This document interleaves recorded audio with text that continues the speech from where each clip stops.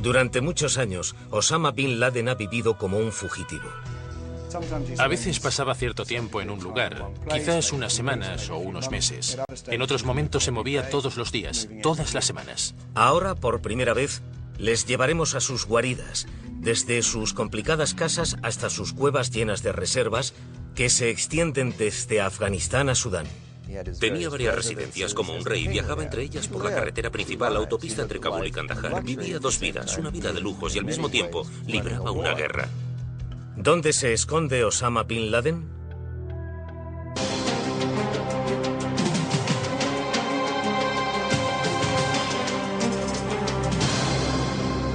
¿Dónde se esconde Osama Bin Laden?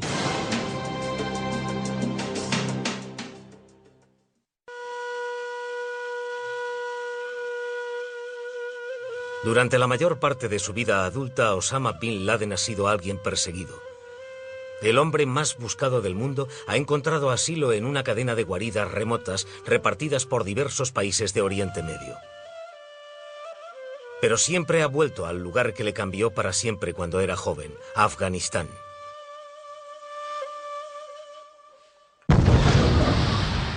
Su visión radical se empezó a forjar en las violentas regiones tribales del este de Afganistán y el oeste de Pakistán durante la Guerra Soviético-Afgana de 1979 a 1989. Encontró una causa y al final se convirtió en una especie de Jesse James para nosotros y se transformó en una gran figura mitológica para el mundo musulmán. Fue en Peshawar, Pakistán, en la frontera afgana, donde Osama Bin Laden estableció su primera guarida para promover la yihad o Guerra Santa. A mediados de los años 80, con 26 años, compró una casa para usarla como pensión para los luchadores árabes que iban de camino a los campos de entrenamiento y a la batalla en Afganistán. Los guerreros afganos podían descansar. Los líderes afganos se podían reunir. Era un centro logístico y lo llamó Beit al-Ansur, que en árabe significa casa de los hermanos o los partidarios. Su pensión estaba en University Town, un bonito barrio de las afueras de casas tranquilas y tapiadas que habían construido originalmente los británicos durante la época colonial. La casa de cemento de 2 pisos establecería una pauta para Bin Laden durante los 20 años siguientes. La casa era lujosa para Peshawar, como lo serían todos los lugares que Bin Laden ha ocupado desde entonces. Sin embargo, el estilo de vida de Osama era sencillo. Compartía alojamiento con los huéspedes en los dormitorios. Vivía con muchos otros voluntarios. Dormía sobre colchones finos o sobre alfombras tiradas en el suelo. Su alimentación era muy sencilla y vivía la vida de un activista. Un periódico, Al-Shihad, tenía oficina en la pensión. En la sala de reuniones de la planta baja, Bin Laden y otros líderes islamistas bebían té sentados sobre alfombras tejidas. Osama Bin Laden había llegado a Peshawar 4 años antes, en 1980, cuando apenas tenía 22 años, atraído por la invasión soviética de Afganistán en 1979. Los afganos resistieron y en los años 80 llegaron jóvenes de todo el mundo musulmán para unirse a los luchadores rebeldes afganos conocidos como mujahidines. Bin Laden había ido hasta la vecina Peshawar para ver qué podía hacer para ayudar. La ciudad era una zona de práctica para la guerra que había más allá de las montañas. Era una ciudad abarrotada de traficantes de droga, de armas y espías de cualquier país que puedan imaginar. Y de jóvenes idealistas que llegaban creyendo que luchaban en el bando de Dios.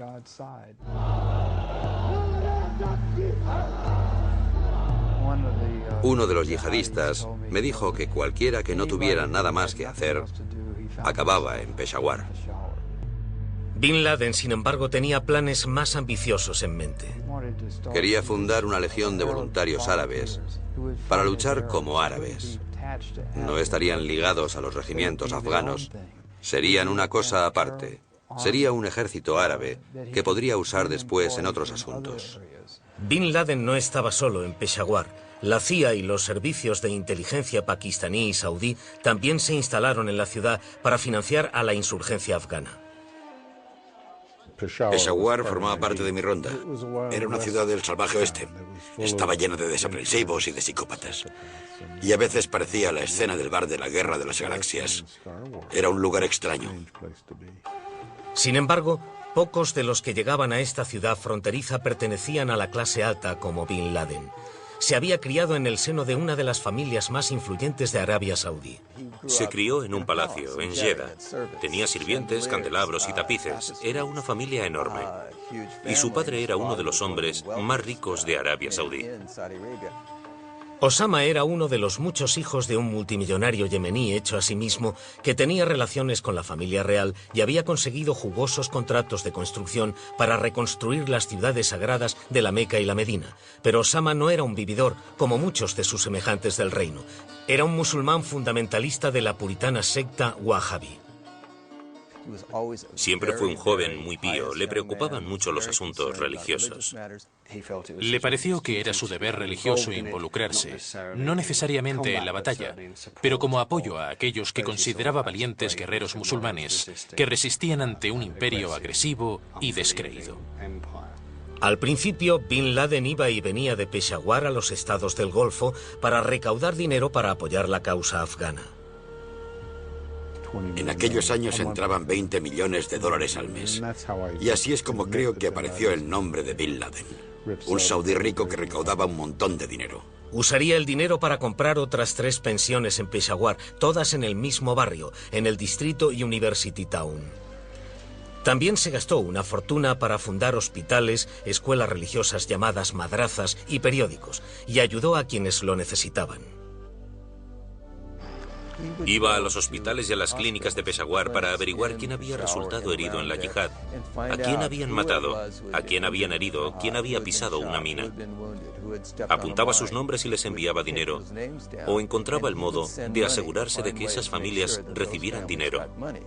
Su experiencia en la yihad contra los soviéticos, que duró 10 años, radicalizó a Osama Bin Laden. La cantidad de afganos muertos y desplazados en la guerra era impresionante. 1,5 millones de muertos, la misma cantidad de heridos y 6 millones de exiliados.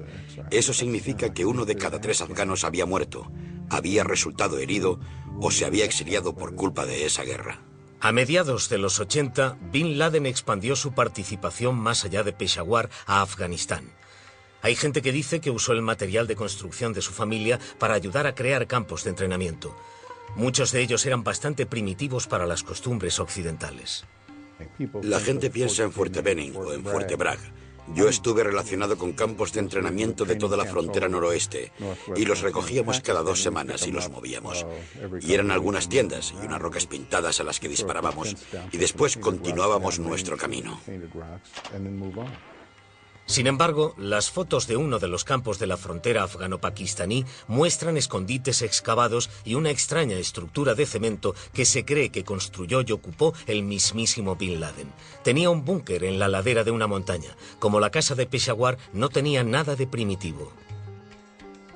Es seguro que Bin Laden construyó un campo en Jaiji, Afganistán, donde solo se aceptaban luchadores árabes.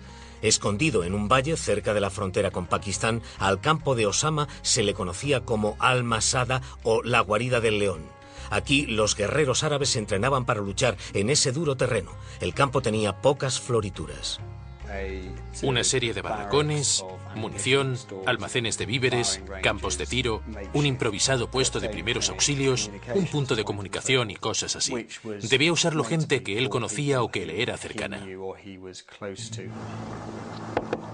Su papel de líder se vio reforzado cuando Bin Laden condujo a un equipo afgano-árabe a la batalla en 1987. Quería ensuciarse las botas. Quería disparar un arma con sus propias manos. Bin Laden luchó en una campaña cerca de Jaiji y más tarde en la batalla de Jalalabad. Fue una lucha violenta. Bin Laden estuvo involucrado intermitentemente, no en todo momento, pero participó en el combate. Tiene esas credenciales y eso le da una gran credibilidad en el mundo musulmán. Sin embargo, contrariamente a la leyenda que Bin Laden fomentaría más tarde, sus árabes afganos, como llamaba a sus reclutas del Golfo, tuvieron poco impacto en el conflicto afgano. Probablemente había unos 2.000 árabes afganos en Afganistán en todo momento. Nunca me ha impresionado mucho la habilidad en la lucha de ninguno de esos árabes afganos. Los árabes afganos eran una fuerza insignificante en la guerra contra los soviéticos. Esa guerra la ganaron los afganos. En 1989, vencidos tras una década de duras pérdidas, la Unión Soviética se retiró de Afganistán. El gran imperio de Moscú había sido vencido y era el momento de que Bin Laden diese un paso más en su carrera, con una nueva etapa en su campaña. Y estaba claro que eso no sería en Afganistán. Un egipcio radical llamado Dr. Ayman Zawahiri, que había llegado a Peshawar durante la guerra, le animó. Zawahiri, líder de la Yihad Islámica Egipcia, una organización terrorista, había pasado una época en la cárcel de El Cairo por su presunta participación en el asesinato del presidente Anwar Sadat. Zawahiri se comportó como si hubiese encontrado oro tras conocer a Bin Laden en Pakistán. Rodeó a ese joven de asesores egipcios que realmente le cautivaron. Y creo que empezaron a enseñarle a Bin Laden quién podría ser en este movimiento. Hubo una reunión en la que se decidió que iban a coger esta yihad nacionalista y a hacerla internacional. Iban a fundar una organización e iban a llamarla Al-Qaeda. En árabe, las palabras Al-Qaeda significan la base, pero Al-Qaeda no era un lugar físico. Bin Laden era el líder de esta organización sin Estado, de hombres que querían llevar a cabo su idea de una revolución islámica en el mundo. Se convencieron a sí mismos de que habían marcado la diferencia, de que habían salvado a los afganos y habían aplastado a la Unión Soviética. Esa mitología fue muy fuerte y muy duradera, y le dio alas a la idea de que podían cambiar el curso de la historia. Solo ellos, un pequeño grupo. En 1989, Al-Qaeda era más una idea que una organización o siquiera un movimiento. Pero cuando Osama Bin Laden se fue a casa, a Arabia Saudí, con la primera yihad a su espalda, eso estaba a punto de cambiar. En 1989, Bin Laden volvió a Riyadh, la capital de Arabia Saudí, como un hombre cambiado. La ciudad a la que volvía también había cambiado. Ya no era una ciudad desértica y polvorienta, sino que se había convertido en una ciudad moderna, en expansión. Siguiendo con su afición por las cosas de la mejor calidad, tenía una casa en uno de los mejores barrios de la ciudad. Sin embargo, la casa era principalmente para su creciente familia. A Bin Laden no le interesaba volver a la vida que había llevado antes en Afganistán. Me da la impresión de que no volvió al negocio familiar, que empezó a dedicarse a la yihad contra la presencia estadounidense en Arabia Saudí y lo que él considera el régimen infiel de Al-Saud en el reino de Arabia Saudí. Pasó poco tiempo en Riyadh y prefirió en su lugar una granja que mantenía en las afueras de la ciudad portuaria de Jeddah, no muy lejos de la Meca, el lugar de oración más sagrado del Islam. La granja había sido el refugio personal preferido de Bin Laden desde que lo comprara cuando era joven. Era una casa como la de Bin Laden, de 2,5 pisos de altura, hecha de piedra o cemento y cubierta de estuco. Un muro de 3 metros rodeaba la casa para mantener alejados a los intrusos. Había un patio con algunos árboles y arbustos y edificios anexos para albergar ganado, trabajadores y cocinas. Los visitantes de Bin Laden encontraban pocos muebles y comodidades, ni siquiera tenía un horno moderno.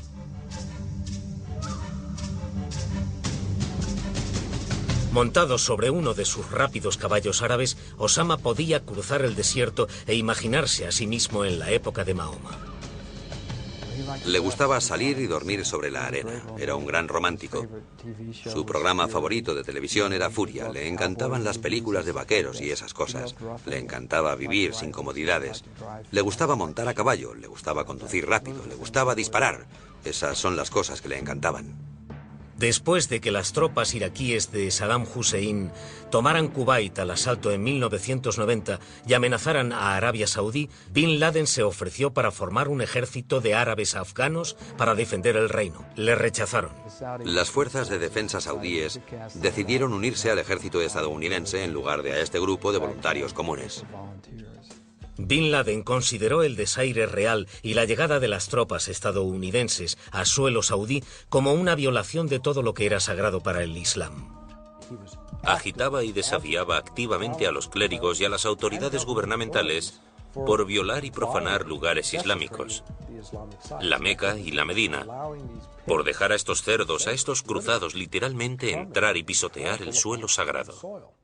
A pesar de las relaciones íntimas de su familia con la familia real, la agitación de Bin Laden le causó problemas con las autoridades. Ese nivel de queja no se tolera fácilmente en el reino, no importa quién seas. Pusieron a Bin Laden en arresto domiciliario, pero pronto ideó una huida. Uno de sus hermanos usó su influencia para enviar a Osama de vuelta a su viejo refugio de Peshawar, pero no se quedó mucho tiempo.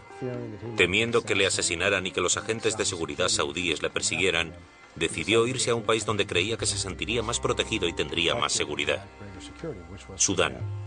Sudán era un país norteafricano que estaba bajo el control de musulmanes radicales que querían crear un Estado islámico. Bin Laden llegó a la capital sudanesa de Khartoum en 1992. Se le unió a su familia y se instaló con un grupo de seguidores en un gran recinto amurallado en una de las mejores zonas de la ciudad.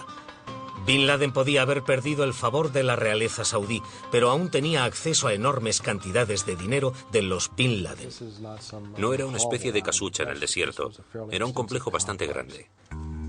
Estas imágenes de una cámara oculta muestran que el complejo de Bin Laden era un gran edificio de 3 pisos de cemento y estuco, de unos 460 metros cuadrados. El piso de arriba estaba abierto e inacabado, como en la mayoría de las casas sudanesas. Había una antena parabólica en el techo. La casa se escondía tras muros de 2,5 metros y una puerta de madera maciza. En el patio interior había entradas separadas para hombres y mujeres. Bin Laden se reunía con sus seguidores y con los líderes sudaneses en una gran sala de reuniones amueblada únicamente con alfombras y cojines. Todos los días Bin Laden cruzaba el jardín y abandonaba su casa para trabajar en su oficina cercana. Pero lo más importante es que había una mezquita a solo 90 metros. Se veía a sí mismo como un musulmán ferviente, alguien que creía seriamente en Dios y en su comprensión de las Escrituras y en el lugar donde le llevaban. Y le llevaban a la guerra contra Occidente y contra líderes árabes y supuestamente musulmanes que él creía que eran gandules, gente que se había vendido por dinero, por lujo y ese tipo de cosas. Había suficientes de ellos como para tener una plétora de objetivos. Sudán era un país empobrecido. El gobierno le había ofrecido a Bin Laden un refugio seguro en el terreno político, pero también le había echado el ojo a su abultada cartera. Y demostraron que tenían razón cuando Bin Laden llegó a Sudán y rápidamente empezó a poner sus fondos a disposición del gobierno para proyectos de construcción, desarrollo e infraestructura y para ayudarles con sus habituales crisis de cambio extranjero. Al-Qaeda se construyó bajo la mascarada del nuevo imperio económico de Bin Laden. Fue una especie de doble uso de los negocios, porque por un lado podían enviar barcos o aviones con cosas de Sudán, y en el viaje de vuelta llegaban armas, y era una tapadera excelente. Entonces fue cuando este grupo terrorista internacional empezó a organizarse. Algunos grupos, con apoyo en diferentes países, reclutaron jóvenes musulmanes y montaron campos de entrenamiento en Sudán. El viejo amigo de Osama, Zawahiri, llevó a sus militantes de la yihad islámica egipcia desde la casa de Bin Laden a Khartoum. Al-Qaeda tomó forma como punto de información y financiación del terror. En ese momento, no sé, sus seguidores estaban muy interesados en el liderazgo de Osama y en la nueva gran yihad contra el gran Satán, quizás porque les pagaba los costes.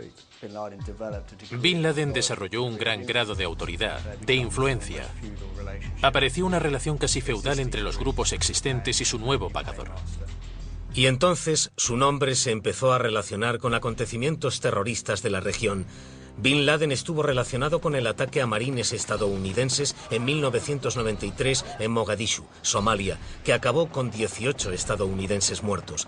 En 1995 hubo un intento de asesinato al presidente egipcio Mubarak que se atribuyó a Al-Qaeda. El escondite de Khartoum de repente dejó de ser seguro. Hubo atentados contra la vida de Bin Laden.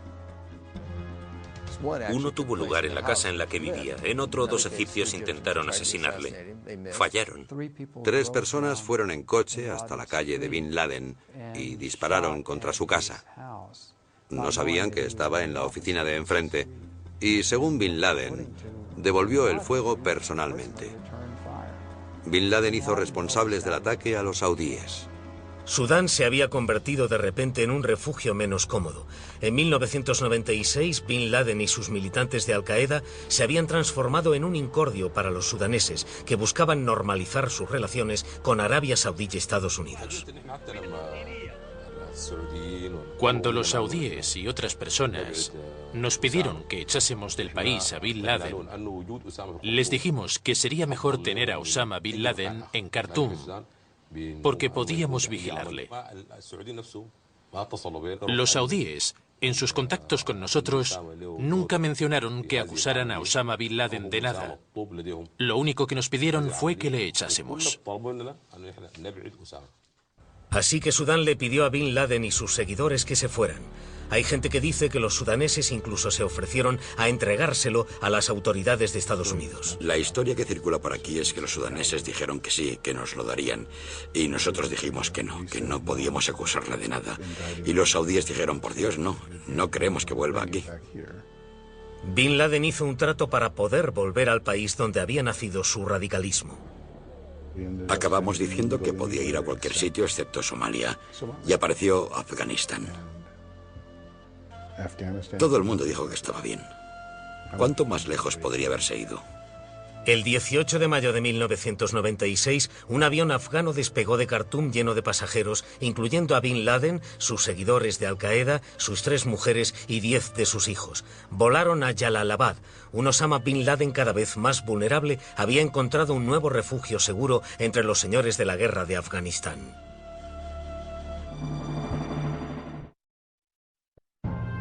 En la primavera de 1996, Osama Bin Laden llegó a Jalalabad, Afganistán, siendo un hombre más pobre. Osama perdió una fortuna en Sudán. Había invertido mucho y le devolvieron poco, si es que le devolvieron algo. Así que tras esa pérdida, creo que su estatus financiero estaba bastante reducido cuando llegó a Afganistán. Además de esos problemas, Afganistán estaba sumido en la confusión, con los talibanes del sur compitiendo por el poder con los señores de la guerra del resto del país. La realidad es que Afganistán era entonces un país completamente fracasado. Y él cayó en medio de todo esto. Al principio se alojó en Bagh Sahera, una casa de 2 plantas rodeada de hermosos jardines cerca del río en Jalalabad.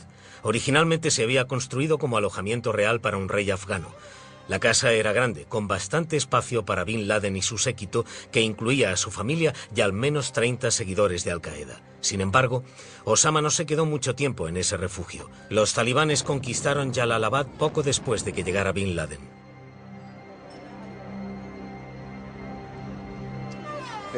Bin Laden tenía un problema. Los talibanes estaban entonces al mando y se sentían recelosos ante ese rico jeque saudí que de repente estaba viviendo entre ellos. Además, los señores de la guerra, amigos de Bin Laden, le advirtieron de que la CIA y los saudíes le buscaban. Se retiró a una base segura en Tora Bora, en las montañas de Spingar. Había ayudado a construir allí extensos complejos de cuevas en los años 80. Esas cuevas siempre iban a ser un refugio para él. Si tenía que escapar a algún sitio, ese era el primer sitio al que iría a esconderse. Aunque eran frías e incómodas, algunas de las cuevas tenían habitaciones de roca talladas por los guerreros afganos durante la yihad contra los soviéticos y estaban equipadas con generadores y suministro de agua. Estas eran las zonas diseñadas para que la gente se escondiera y para guardar comida, armas y gente, y para resistir ataques. Es probable que en cierto momento las arreglara. Aún así eran muy espartanas, muy frías en invierno. Las comodidades eran limitadas. Era un modo de vida ascético. Su nuevo y estéril entorno encajaba con su idea de establecerse como un líder que seguía los pasos del profeta Mahoma. Desde su escondite en una caverna de la montaña, lanzó la primera de muchas fatwas contra Estados Unidos e Israel en agosto de 1996. Lanzar un mensaje desde una cueva tenía un valor añadido como relaciones públicas en el mundo musulmán. Todo lo realmente importante que le ocurrió al profeta Mahoma sucedió en la cueva donde hubo la revelación del Corán. Tan importante es donde vivía físicamente como donde vivía en su cabeza. Los planes de relaciones públicas de Bin Laden no impresionaron al líder de los talibanes, el Mullah Omar. El religioso consideraba a Bin Laden un extranjero en su país y cuestionaba su autoridad para emitir decretos o fatwas sobre el Islam.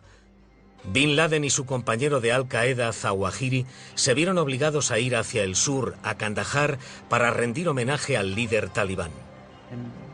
Y Bin Laden tuvo que comprometerse a apoyar al Mullah Omar. y prometió no hacerlo más. Bin Laden acabaría por ganarse al mulá Omar, ofreciéndose a ayudarle a financiar su guerra contra la Alianza Norte, que controlaba el norte de Afganistán. También le proporcionó luchadores árabes. Con más dinero y nuevos hombres, los talibanes tomaron el control del país. Ahora, Osama Bin Laden y sus seguidores de Al-Qaeda podían escoger dónde construir sus bases. Empezaron a reclutar activamente a jóvenes musulmanes para misiones de terrorismo en campos de entrenamiento por todo el país. Uno de los más grandes era el campo Darunta. Eran unas instalaciones toscas y básicas. Los yihadistas dormían fuera en tiendas de campaña. Con los años, miles de jóvenes pasarían por aquí para entrenarse. Aprenderían habilidades de lucha en los circuitos de obstáculos y los campos de tiro repartidos por toda la base. Una serie de primitivos edificios de cemento podrían haberse usado para guardar las armas. Los morteros y los cohetes se guardaban en agujeros excavados. La base también tenía algunos edificios modernos de ladrillo. Se rumoreaba que uno de ellos era un laboratorio dedicado al desarrollo de armas de destrucción masiva. En realidad fui el primer periodista que entró allí. Me llevaron a lo que la gente llamaba el laboratorio nuclear. Era una sala de unos 6 metros por 3, atiborrada de productos químicos, minas medio desmanteladas y máscaras de gas.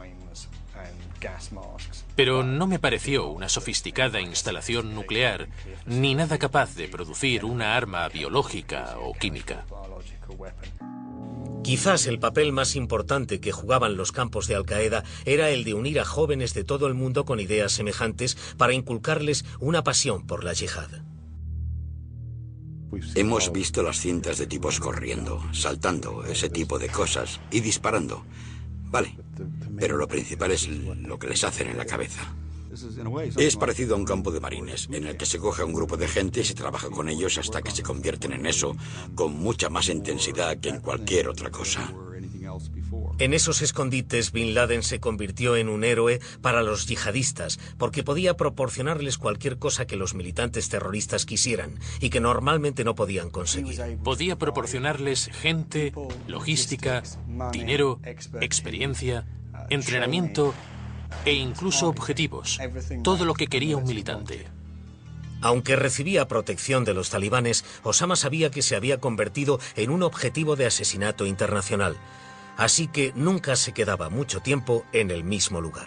A veces pasaba cierto tiempo en un sitio, quizás unas semanas o unos meses. En otros momentos se movía todos los días, todas las semanas. De 1997 a 2001, Bin Laden creó varias instalaciones muy vigiladas donde poder refugiarse. Iban desde Kandahar, en el sur, hasta Jalalabad y Kabul. Tenía varias residencias, como tendría un rey. Viajaba entre ellas por la carretera principal, la autopista entre Kabul y Kandahar. La más hermosa de sus residencias era también la mejor casa de Kabul, donde instaló a su esposa favorita. La casa solariega de piedra, que ahora es un hotel, estaba rodeada de exuberantes jardines. En contraste con ese lujoso entorno, construyó su recinto más extenso en la tierra seca y polvorienta de las afueras de Jalalabad. Parecía un fuerte medieval con sus muros de barro de más de 1 metro de grueso y sus puertas de madera de 6 metros de altura. Dentro de los muros construyó más de 50 edificios, incluyendo una gran casa para sí mismo y casas de invitados para sus ayudantes y seguidores más íntimos. Las imágenes obtenidas tras la invasión estadounidense muestran que aunque el complejo era enorme, tenía escasas comodidades. Aún así, solo un hombre rico podía haber gozado de un hogar así en Afganistán. Vivía 2 vidas, vivía una vida de lujos y al mismo tiempo, en muchos aspectos, libraba una guerra. En sus fortalezas afganas, Bin Laden y sus aliados planeaban ataques a objetivos saudíes y occidentales con militantes de organizaciones terroristas de todo el mundo. La gente iba a él con ideas. Él o sus ayudantes más íntimos decidían qué hacer. Si decidían que era una buena idea, ponían los recursos de la organización a su disposición. Una de las ideas que Bin Laden apoyó fueron las bombas simultáneas en las embajadas estadounidenses en Kenia y Tanzania en 1998. Era una operación que había empezado a planear mientras aún estaba en Sudán 2 años antes. Cientos de personas murieron en los ataques. Poco después, Estados Unidos llegó para buscar al esquivo líder de Al-Qaeda. Hoy he ordenado a nuestras Fuerzas Armadas un ataque a instalaciones terroristas en Afganistán y Sudán. Se lanzaron más de 70 misiles crucero contra varias localizaciones afganas y una planta farmacéutica en Sudán relacionada con Bin Laden. Uno de los ataques fue contra uno de sus campos de entrenamiento, pero no consiguió dar con su verdadero objetivo. Bin Laden no iba allí desde hacía un mes. No le cogimos. Y siempre he pensado que eso ha acrecentado el mito de invencibilidad de Bin Laden. Porque si atacas a un rey, tienes que matarle. Estados Unidos intentó montar más acciones contra él con éxito, pero fracasó. Osama siguió siendo esquivo, aunque muchas veces parecía esconderse a plena luz del día. En octubre de 2000, Al-Qaeda atacó el destructor estadounidense Cole en el Yemen y mató a 17 marineros. 3 meses más tarde, Osama celebró la victoria con un poema en la boda de su hijo Mohammed en Kandahar. Varios miembros de la familia Bin Laden llegaron desde Arabia Saudí para la ocasión. Invitó a gente de todas partes. Todo el mundo sabía dónde estaba. No estaba bajo tierra. Estaba fanfarroneando de su vida libre. Se lo restregó en las narices a Estados Unidos. Parecía ser un acontecimiento realmente feliz para él. No hubo represalias desde Washington por el ataque Cole, que tuvo lugar justo antes de las elecciones del 2000. Había una clara falta de consenso en la administración Clinton sobre las represalias. Y cuando Bush llegó finalmente al poder, en enero de 2001, el contraterrorismo no era una prioridad. Tras años planeándolo meticulosamente, Bin Laden dirigió los ataques del 11 de septiembre contra el World Trade Center y el Pentágono.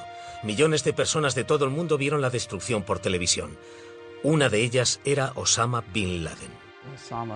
Osama, Zawahiri y otros pocos de confianza se fueron a las montañas y se llevaron un televisor y una antena parabólica para poder ver la destrucción de las torres y el Pentágono.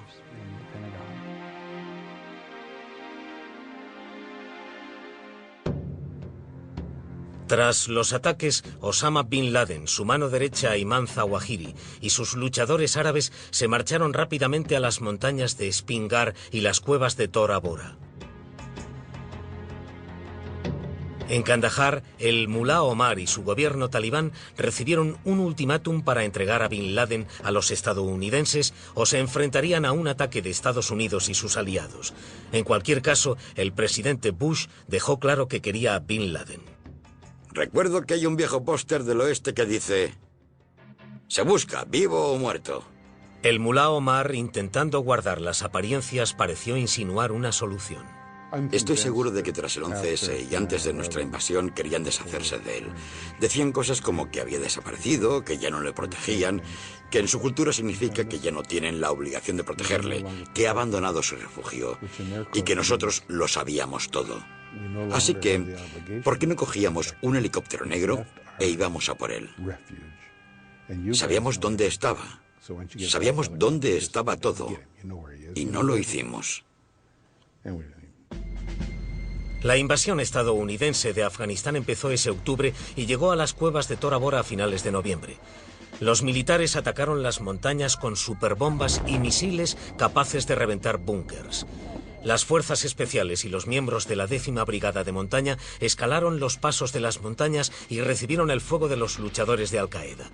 Pero aunque mataron o capturaron a cientos de terroristas, los estadounidenses no encontraron a Osama Bin Laden, a pesar de una extensa búsqueda en decenas de cuevas. El periodista británico Jason Burke fue testigo de la lucha y uno de los primeros periodistas que entraron a los escondites de Osama. Las cuevas que vi en Tora Bora eran muy pequeñas, muy sucias, muy poco equipadas. Había que arrastrarse para entrar en ellas. No tenían agua, no tenían ni ventilación, no había sanitarios. No eran enormes y sofisticados complejos de cuevas, por lo que yo vi. Todos los periódicos hablaban de las supercuevas. Había muchas historias de energía hidroeléctrica y quirófanos y mezquitas. Todo tonterías, nunca ocurrió. Había cuevas y estuve en ellas, pero nunca vi nada así. Nadie ha podido fotografiar nada de ese estilo. Las fuerzas estadounidenses continuaron a la caza de Bin Laden, pero no consiguieron sellar los pasos y rutas de huida de la montañosa frontera con Pakistán. Evitar a los estadounidenses hizo crecer la leyenda de Osama y realzó su comparación con el profeta Mahoma, que se había escapado de la Meca escondiéndose en una cueva. Y la araña tejió una tela sobre la entrada de la cueva, y sus perseguidores pararon y uno dijo, «Ah, entremos ahí, debe de estar ahí». Y otro dijo, «No, mirad, hay una tela de araña, ahí dentro no hay nadie». Y siguieron adelante, y tiene esa cosa con las cuevas. La mayoría de observadores creyó que Bin Laden se había ido a las provincias sin ley de Paktia, en la frontera oriental de Afganistán con Pakistán occidental. Al otro lado de la frontera están las zonas tribales pakistaníes, que son semiautónomas. Y en muchos lugares no han estado ni el ejército pakistaní ni la administración civil. Y las tribus se gobiernan solas y cada vez sienten más simpatía por Bin Laden, a quien ven como un mujahidín, un luchador por la libertad. Hubo gente que dijo que Osama había muerto, pero demostró que estaban equivocados, enviando nuevos vídeos a la cadena de televisión árabe Al Jazeera. En un mensaje de diciembre de 2001, Bin Laden parecía envejecido y cansado. El 10 de septiembre de 2002 envió un vídeo celebrando el primer aniversario de los ataques del 11S. Ofrecía pistas sobre el lugar donde podría haberse escondido. Ya no lleva ropa árabe. Se viste como un pastún, un patón, como les llaman en esa parte de Pakistán. En el último vídeo que vimos cuando estaba con Al-Zawahiri había rocas y árboles. Eso sería más al norte. Hubo gente que creyó que los dos hombres habían estado cruzando la frontera continuamente, viviendo una vida nómada en cuevas, campos y poblados tribales leales. Y creo que se escondieron allí durante un periodo de tiempo considerable. Y en algún momento se separaron. A Zawahiri le vieron montando a caballo con algunos hombres en una de las provincias orientales de Afganistán hacia Pakistán. Y en ese momento Bin Laden simplemente desapareció. Durante meses no se supo nada más de Osama, salvo alguna cinta de audio ocasional para recordarle al mundo que aún estaba vivo y andaba suelto. Entonces, en marzo de 2004, el ejército pakistaní montó una campaña en las tierras tribales del sur de Waziristán, cerca de Wana. Se habían enterado de que los líderes de las tribus locales y algunos guerreros de Al-Qaeda estaban protegiendo a alguien importante. Los pakistaníes sufrieron muchas bajas antes de tomar un fuerte de barro, solo para descubrir que sus defensores habían desaparecido a través de un largo túnel que llevaba hasta Afganistán cruzando la frontera. Si alguna vez había estado allí Osama, había vuelto a escapar, pero aunque Osama Bin Laden había desaparecido, Al-Qaeda no.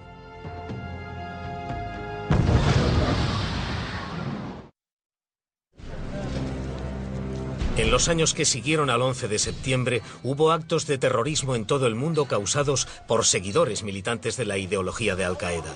Sofisticados ataques con bombas y asaltos en Turquía, Arabia Saudí, Bali y Madrid se cobraron la vida de cientos de personas inocentes. Los observadores creen que algunos de estos ataques se desencadenaron debido a unas cintas que Osama y Zawahiri enviaron por mensajero desde guaridas secretas en la frontera afgano-pakistaní. Y en esas cintas hay instrucciones específicas. No le hace falta que nadie se ponga al teléfono. Matar miembros de la coalición en Irak. Tras esas cintas hubo ataques a los británicos en Estambul. También hubo ataques contra los españoles en Madrid. Así que a través de esas cintas de vídeo y de audio que envían, controlan lo que queda de la organización. Incluso si capturan o matan a Osama, la guerra contra Occidente parece destinada a continuar. Cuando muera no cambiará nada. La bestia ha hecho metástasis. Se ha ido. Está por todas partes. Su intención es matar a los infieles, empezando por los estadounidenses y sus aliados. Derrocar los gobiernos del mundo árabe y crear un califato islámico. Están seguros de haber empezado el proceso de cambiar la historia a su favor. La guerra de Irak centró la atención estadounidense en un enemigo diferente. Algunos criticaron la administración Bush, ya que parecía que había abandonado la caza de Osama. Señor presidente, ahora en sus discursos rara vez menciona a Osama Bin Laden. ¿Por qué? Como he dicho, no hemos sabido mucho de él. Y yo no diría que está en el centro de ninguna estructura de mando. No sé dónde está. Y repito lo que he dicho. Realmente no me preocupa mucho. Sin embargo, a finales de 2004 y a principios de 2005, el gobierno estadounidense montó una ofensiva publicitaria en los periódicos y la televisión de Pakistán, haciendo hincapié en la recompensa de $25 millones por la cabeza de Bin Laden. Aún así, no apareció ningún informador con noticias sobre su escondite. La verdad sobre Al Qaeda es que no ha producido ningún traidor. Eso es un verdadero problema. Otras organizaciones terroristas normalmente se vienen abajo porque la gente las traiciona, especialmente cuando hay recompensas de 25 o 50 millones de dólares que conseguir. Eso es mucho dinero, pero nadie lo ha cobrado, lo cual me preocupa. Quizás estén más comprometidos con su lucha que algunos de nosotros con la nuestra. Eso da miedo. Unos cuantos líderes de Al Qaeda quisieron fundirse en el paisaje de las superpobladas ciudades de Pakistán. Khalid Sheikh Mohammed, el cerebro de los atentados del 11S, fue encontrado en unas instalaciones de Islamabad, propiedad de un agente militar pakistaní. Ramzi bin al-Sheikh, otro conspirador del 11S, fue capturado en un complejo de apartamentos de Karachi. Consideremos dónde se capturó a Ramzi bin al-Sheikh y después a Khalid Sheikh Mohammed. Fueron a zonas urbanas. Quizás no sea tan probable con Bin Laden, pero tampoco se puede descartar. Hay gente que cree que Osama, protegido por una serie de guardias de confianza, está refugiado en uno de los miles de recintos de ladrillos de barro que salpican la zona fronteriza entre Pakistán y Afganistán. Se podría esconder en uno de esos recintos. Son casi autosuficientes. Las paredes tienen 6 metros de alto, como los fuertes del oeste americano. Incluso si estuviese en los cientos de kilómetros de territorio donde el ejército pakistaní le está buscando, coger a Osama aún sería difícil. Tienen toda clase de túneles que parten de esas casas y pueblos fortificados. Y tienen rutas de escape planeadas por todas partes para llevar a cualquiera a otro sitio. Así que creo que la idea de ir y vagar por ahí y dar con él no tiene sentido. ¿Cuán importante es encontrar a Bin Laden ahora? Actualmente, el control de las operaciones de Bin Laden o su capacidad para encargar y ejecutar ataques son extremadamente limitados. Estamos realmente en una fase de militancia islámica post-Bin Laden. Pero Osama sigue siendo la figura icónica del movimiento y su capacidad para sobrevivir a una redada internacional solo ha hecho que mejorar su imagen en el mundo islámico. No nos engañemos. Osama Bin Laden es ahora el hombre más famoso del mundo. Será uno de los hombres más famosos de la historia.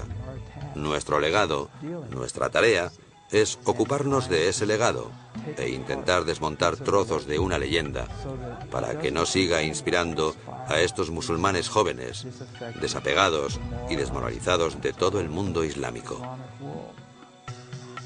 Alguien tiene que traernos la cabeza de Osama Bin Laden, ¿verdad? No es que eso sea todo. Estoy totalmente seguro de que no lo es. Pero significa algo para nuestro sentido de la justicia. Años después del 11S, Osama Bin Laden seguía siendo un hombre libre. Sus últimos vídeos mostraban a un Osama positivo que parecía bien cuidado. En su larga historia, Osama siempre ha estado un paso por delante de sus perseguidores y siempre ha tenido refugios seguros a los que recurrir.